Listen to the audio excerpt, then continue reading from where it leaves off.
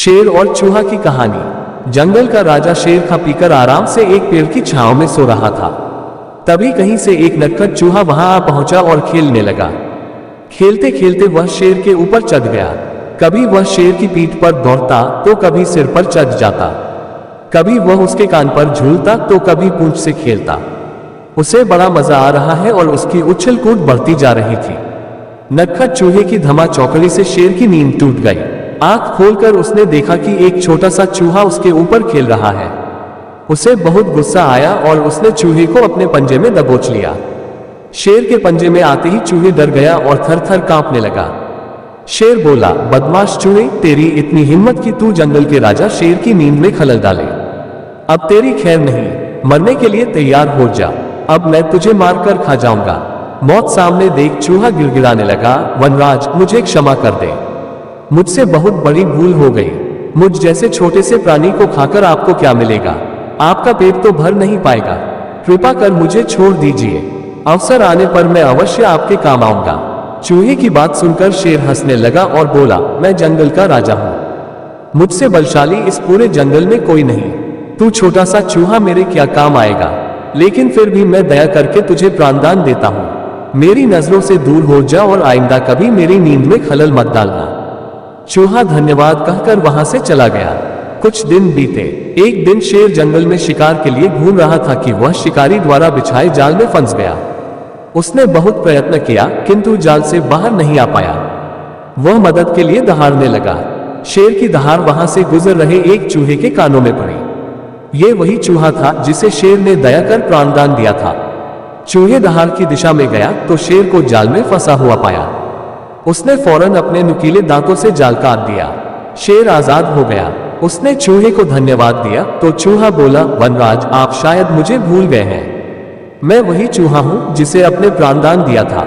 मैंने आपको कहा था कि किसी दिन मैं अवश्य आपके काम आऊंगा। देखिए, आज मैं आपके काम आ ही गया। शेर को वह दिन याद आ गया और उस दिन की अपनी सोच पर बहुत पछतावा हुआ कि जिस चूहे को उसने तुच्छ समझा था, उसी की सहायता से वह शिकारी से बच पाया है।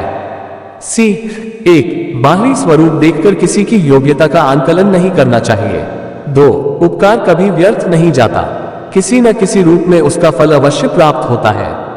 शेर और जंगली सुअर की कहानी। एक जंगल में एक शेर रहता था। एक दिन उसे बहुत जोरों की प्यास लगी। वो पानी पीने एक झरने के पास पहुंचा। उसी समय एक जंगली सुअर भी वहां पानी पीने आ गया। शेर और जंगली सुअर दोनों स्वयं को सर्वश्रेष्ठ समझते थे, इसलिए पहले पानी पीकर एक दूसरे पर अपनी श्रेष्ठता साबित करना चाहते थे। दोनों में ठन गई और लड़ाई शुरू हो गई। उसी समय कुछ गिद्ध आसमान से उड़ते हुए गुजरे। शेर और जंगली सुअर की लड़ाई देख उन्होंने सोचा कि आज तो दावत पक्की है। इन दोनों की लड़ाई में कोई न कोई तो अवश्य मरेगा, फिर छककर उसका मांस खाएंगे। वे वही मंडराने लगे। इधर शेर और जंगली सुअर के बीच लड़ाई जारी थी। दोनों पर्याप्त बलशाली थी, इसलिए पीछे हटने कतई तैयार नहीं थे। लड़ते लड़ते अचानक शेर की दृष्टि आसमान में मंडराते गिद्धों पर पड़ी। वो फौरन सारा माजरा समझ गया।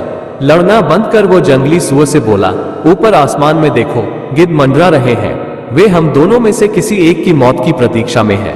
लड़ते लड़ते मरने और फिर गिद्धों की आहार बनने से अच्छा है कि हम आपस में मित्रता कर ले और शांति से पानी पीकर अपने घर लौटे। जंगली सुअर को शेर की बात जंच गई। दोनों मित्र बन गए और साथ में झरने का पानी पीकर अपने निवास पर लौट गए। शिक्षा आपसी शत्रुता में तीसरा लाभ उठाता है, इसलिए एक दूसरे के साथ मित्रवत रहे। शेर और बंदर की कहानी। एक जंगल में एक शेर रहता था। वह जंगल का राजा था और बड़ा बलशाली था। सारे जानवर भय के कारण उसका गुणगान किया करते थे। उसी जंगल में एक बुद्धिमान बंदर रहता था। वो शेर से डरता नहीं था और व्यर्थ में उसका गुणगान नहीं करता था। शेर की यह बात बुरी लगती थी। एक बार उसने बंदर को बुलाया और कहा, जंगल के सारे जानवर मेरी प्रशंसा करते हैं, तुम नहीं। ऐसा क्यों? मैं किस बात पर आपकी प्रशंसा करूं? बंदर ने पूछा। मैं बलशाली हूं। जंगल के सारे जानवर मुझसे डरते हैं। शेर ने उत्तर दिया, वनराज, मैं बल को नहीं बुद्धि को श्रेष्ठ मानता हूं, इसलिए मात्र बल के कारण मैं आपका गुणगान नहीं करूंगा। बंदर बोला। यह बात शेर को बुरी लगी और दोनों में विवाद हो गया। विवाद का विषय था, बुद्धि श्रेष्ठ है या बल।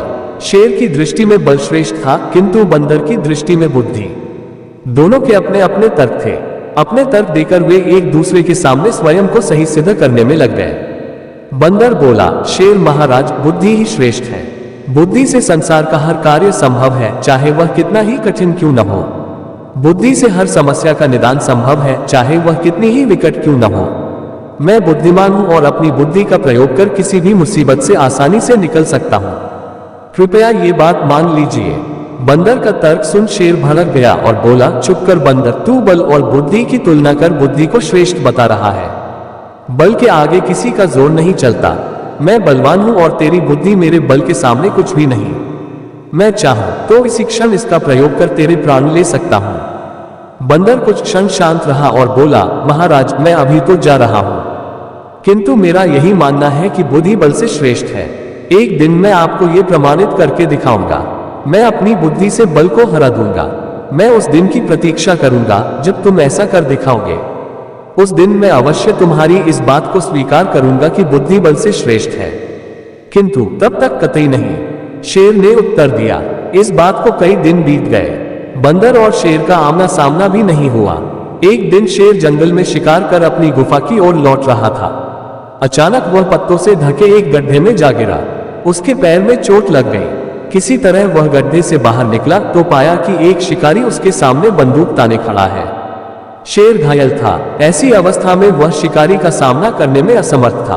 तभी अचानक कहीं से शिकारी पर पत्थर बरसने लगे। शिकारी हड़बड़ा गया। इसके पहले कि वो कुछ समझ पाता, एक पत्थर उसके सिर पर आकर पड़ा। वह दर्द से तिलमिला उठा और अपने प्राण बचाने वहां से भाग गया। शेर भी चकित था कि शिकारी पर पत्थरों से हमला किसने किया और किसने उसके प्राणों की रक्षा की। वह इधर उधर देखते हुए ये सोच ही रहा था कि सामने एक पेड़ पर बैठे बंदर की आवाज उसे सुनाई दी, महाराज, आज आपके बल को क्या हुआ? इतने बलवान होते हुए भी आज आपकी जान पर बन आए। बंदर को देख शेर ने पूछा, तुम यहाँ कैसे? महाराज, कई दिनों से मेरी उस शिकारी पर नजर थी। एक दिन मैंने उसे गड्ढा खोदते हुए देखा तो समझ गया था कि वह आपका शिकार करने की फिराक में है। इसलिए मैंने थोड़ी बुद्धि लड़ाई और ढेर सारे पत्थर इस पेड़ पर एकत्रित कर लिए ताकि आवश्यकता पड़ने पर इनका प्रयोग शिकारी के विरुद्ध कर सकूं। बंदर ने शेर के प्राणों की रक्षा की थी। वह उसके प्रति कृतज्ञ था। उसने उसे धन्यवाद दिया। उसे अपने और बंदर में मध्य हुआ विवाद भी स्मरण हो आया। वह बोला, बंदर भाई, आज तुमने सिद्ध कर दिया कि बुद्धि बल से श्रेष्ठ होती है। मुझे अपनी गलती का एहसास हो गया है। मैं समझ गया हूं कि बल हर समय और हर परिस्थिति में एक सा नहीं रहता, लेकिन बुद्धि हर समय और हर परिस्थिति में साथ रहती है। बंदर ने उत्तर दिया, महाराज, मुझे प्रसन्नता है कि आप इस बात को समझ गए। आज की घटना पर ध्यान दीजिए। शिकारी आपसे बल में कम था, किंतु बावजूद इसके उसने अपनी बुद्धि से आप पर नियंत्रण पा लिया। उसी प्रकार मैं शिकारी से बल में कम था, किंतु बुद्धि का प्रयोग कर मैंने उसे डराकर भगा दिया। इसलिए हर कहते हैं कि बुद्धि बल से कहीं श्रेष्ठ है। शेर और बंदर की कहानी की सीख, बुद्धि का प्रयोग कर हर समस्या का निराकरण किया जा सकता है। इसलिए बुद्धि को कभी कमतर न समझें।